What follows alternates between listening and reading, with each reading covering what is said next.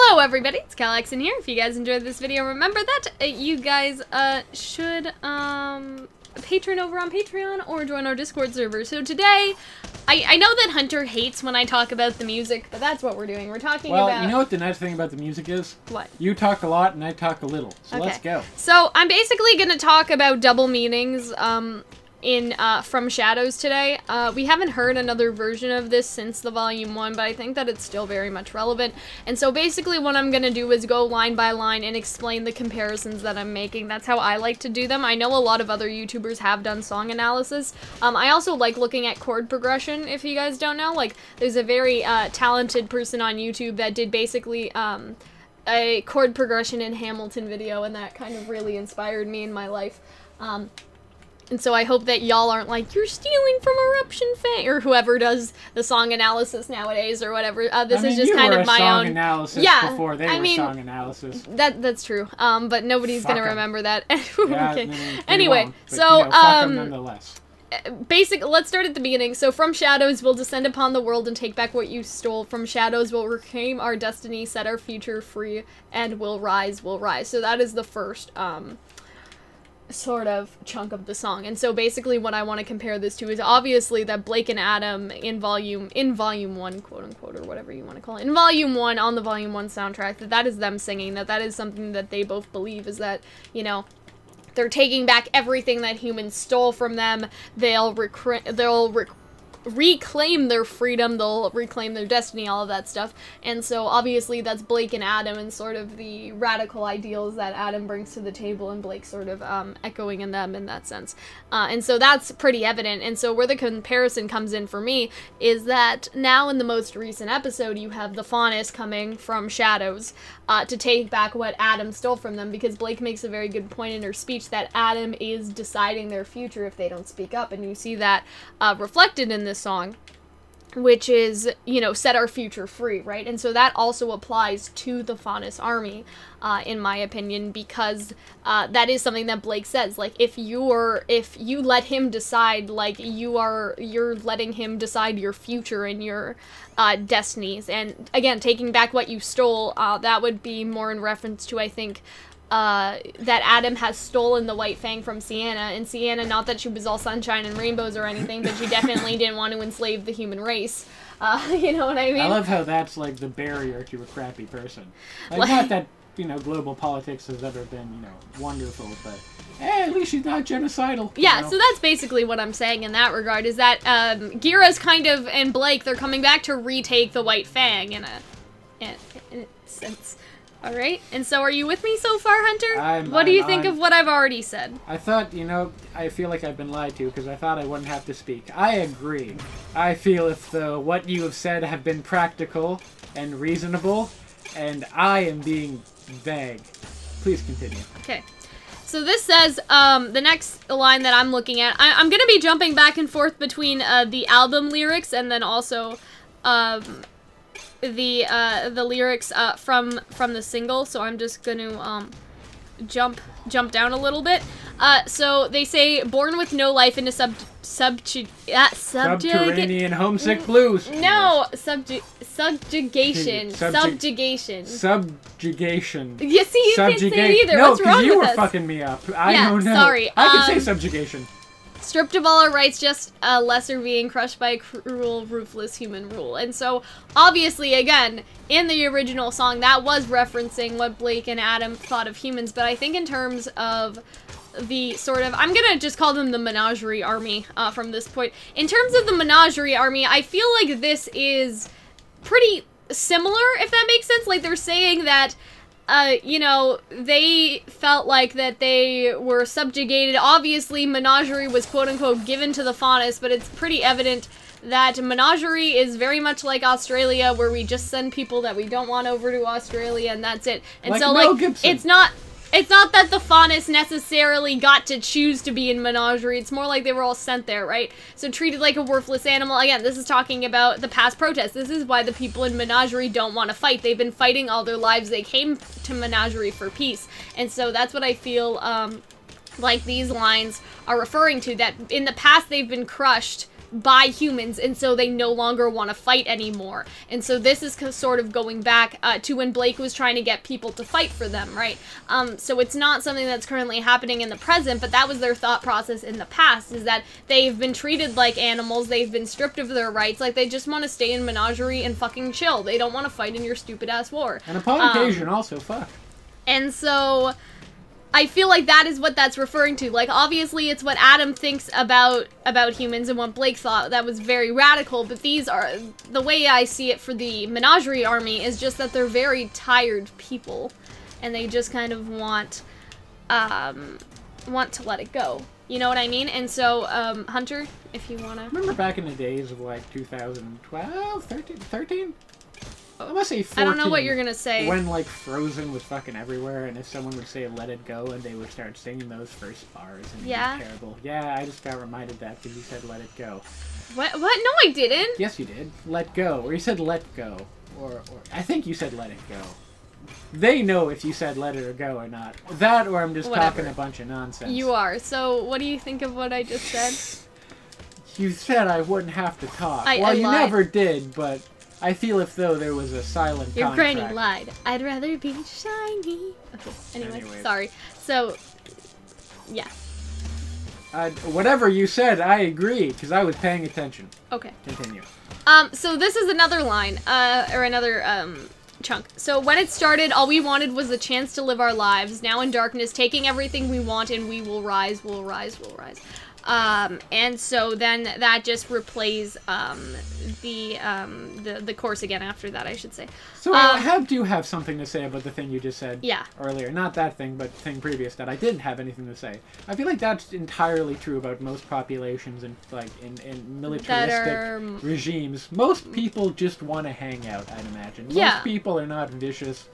They don't want to fight it anymore, war. they just want to live, right? Yes. And especially like if you look at things that are post-war, it's just like, we're tired, like, we don't want to fight anymore. Like, America in the 50s was hilarious. It's like, I just want to get fat and buy, like, a new car every 2 years. Can you not bother me? Mm-hmm. Anyways, yes, continue. So, did I read out the line already? Yeah, yes, okay. So, basically for that, again, it's basically Adam saying that they'll basically take everything from humans and whatever, enslave them, whatever he says. Yeah, it's just slavery, you know. Whatever he says. But in terms of, again, the Menagerie army, I think that this is, when it started, all we wanted was a chance to live our lives. Right? So that exactly echoes back to what Blake said. And that, okay, so maybe I'm getting too excited now, but like, you really see how clever these lyrics are. You know what I mean? Because that's basically exactly what Blake said. They came to Menagerie because they just wanted to live. You know what I mean? And so... We're sick of your nonsense. Then they say, now in darkness, taking everything we want and we will rise, right? And so...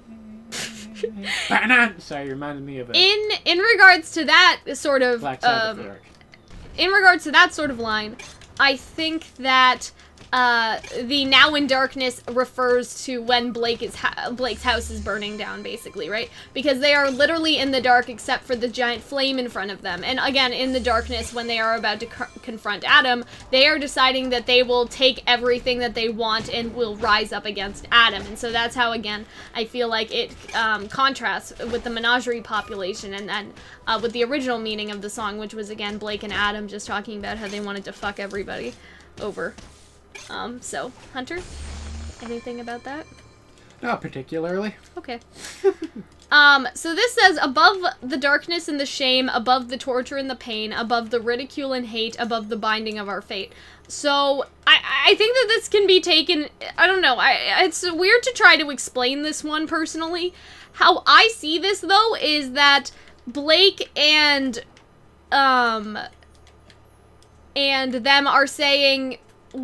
because it's supposed to be will rise above, and so Adam is saying we'll rise above everything that we've been through and destroy everyone, right? That's basically what Adam is saying here, in my opinion. But I feel like what is being said by the Menagerie people is that they are saying and will rise above, as in you know when somebody says to, what is it? Take the high road? Take the high road. Or, when they go not rise above your circumstance. That's not the right phrase that I'm looking for, but you understand what I mean, right? To, that you're above insulting someone. Like, you are above this, right? Yes. And so I feel like that when Adam is saying we'll rise above them to crush them, the menagerie population is saying that we'll put our beef with humans aside, we'll, you know, we're above inflicting the same pain they inflicted on us. We've got mermaids, man. We've got fucking tiki bars. You understand what I mean, though? So they're... Goat people? You ever fucked a goat, dude? You can grab on its horns. It's hilarious. You can, like, ride them whilst riding them. Anyway, sorry. I'm trying to make this fun for me. They're basically saying that they will not sort of fall into the same trap as Adam. They are above... I don't want to say they are above human behavior, but let's just say that they're above human behavior. We're above your... That like, we are above hurting them like they hurt us. Above Blake's heterosexual nonsense. Oh dear. So yeah, that's just kind of like what I think that compares to, because when Adam says we'll rise above someone, he means so that he can punish them back, if that makes sense. But when the menagerie army is talking about rising above, they are talking more about what I said, about being above, again, inflicting that same pain. And then there's 2 more lines here that I will, or 2 more verses, I should say.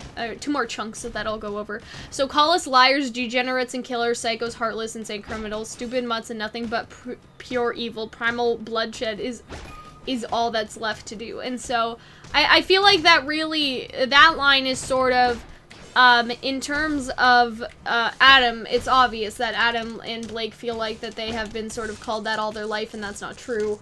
But obviously, in the case of Adam, yeah, it kind of is. I mean, but Adam's a scumbag. I feel like it would be hilarious. As far as the printer's going again. Are we going to learn more about syphilis? Oh, I'm so excited. If you guys didn't watch other videos, you won't understand that reference. But in terms of the menagerie army, let's say, it's that they're saying that to the humans, I think, you can call us liars or degenerates or whatever you want, but we are coming to rescue you. Like, we are coming to fight and save you guys. You know, that's why they say, like, I think that's why they would say the primal bloodshed is all there's left to do, is because they can't stop Adam by talking nice. They can't stop Adam by, you know, by standing around. They have to go to fight. I think that that is what that line means in the case of the menagerie army, is that they have to go to fight now, no matter what people think of the faunus. They are showing the world that they are coming to rescue them. We gotta wrap this up before the printer finishes. No, please, come on, before I want to see what it's more about. Anyways, sexual healing. So it says, okay, so the last one. Hot off the presses, alright. It's so, Hunter, you don't read that during my video. This is supposed to be a serious one. Leave it alone. Okay, alright. Ah! Anyways, so the last one. So we're misguided, treated like we're criminals and we should hide, born indicted, tired of being pushed around, and we will fly, we'll fly, we'll fly. And so the last one to kind of go with that, I think, is that obviously, again, that's more of Blake, I think, than Adam saying that they're misguided, question mark, or, well, we're misguided is posed like a question, that Blake is sort of being asked, like, you're just a group of misguided faunus, and Blake and Adam are responding, no, misguided, like, what do you mean misguided? But obviously Blake gives into that idea that the White Fang are misguided later after she finally gets out of it, right? And so this is posed like a question, like, we're misguided, you're misguided, sort of thing, right? And so they're saying, we're misguided, we've been treated like criminals, and we should hide, like, all of that stuff. You understand what I'm saying? Yes. So it's like, you fucked up. Or, I fucked up. No, you fucked up. Like, sort of like that, right? And so I feel like, for the army, the menagerie army, it's not treated like a question that we're misguided. That it's treated like a statement. Yes, we're misguided. And we've been treated like criminals, we should hide, born indicted, tired of being pushed around, and we should fly. So I feel like the tired of being pushed around is directly to Adam. That we're tired of being spoken for by someone that does not represent our views, sort of thing. So I feel like that's a good one, so to say. And then the will fly is obviously just, you know, continued, right? And so to the western sky. I feel like that misguided means a lot, because for Blake it means that she's like, no, you're misguided, I'm misguided. But then later she says, like, yeah, we were misguided, right?